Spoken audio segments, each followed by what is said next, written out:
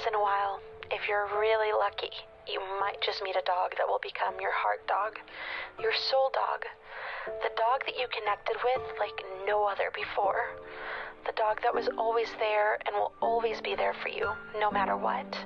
There may be dogs before or after this one, but you know it'll never be the same. And as sad as it may be to lose your heart dog, your best friend, you have to remember all the amazing times you had together, all of the memories you made, because that is what they would have wanted. This was my heart dog.